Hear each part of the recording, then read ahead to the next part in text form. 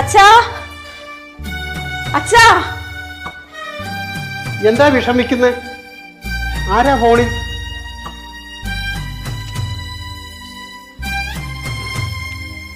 അമ്മു ആണച്ചാ. അവിടെ വീണ്ടും ആകെ പ്രശ്നമാണെന്നാ പറഞ്ഞേ. അവളിങ്ങോട്ട് വന്നോണ്ടിരിക്കുക.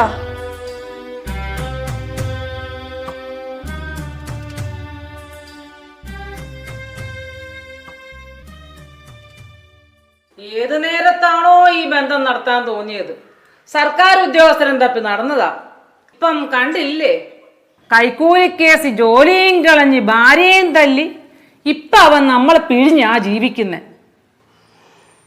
101 പവനും കാറും കൊടുത്ത് എത്ര ആർഭാടമായിട്ടാണ് നമ്മൾ മോളുടെ കല്യാണം നടത്തിയത്. ഇപ്പം കെട്ടുതാലി പോലും ഇല്ലാത്ത അവസ്ഥയായി. ഇപ്പം അവൻ്റെ കണ്ണ് ഈ വീടും പുരയിടത്തിലുമാണ്. ഇത് എഴുതി കൊടുക്കാത്തടത്തോളം കാലം അവൻ മോളെ ഉപദ്രവിച്ചുകൊണ്ട് തന്നെ ഇരിക്കും.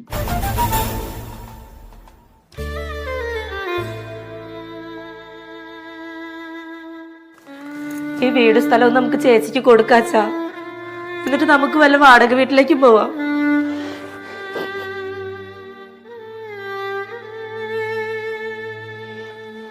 അവൻ ചോദിക്കുമ്പോ പണം കൊടുക്കാനേ ഇവിടെ ഓട്ടടിയൊന്നുമില്ല. ഇവിടെ പാടില്ലാത്തൊരു പെങ്കൊച്ചുണ്ട്. അതിന്റെ കാര്യം കഴിഞ്ഞിട്ട് മതി ബാക്കിയെല്ലാം. മോള് വന്നെന്ന് തോന്നണം.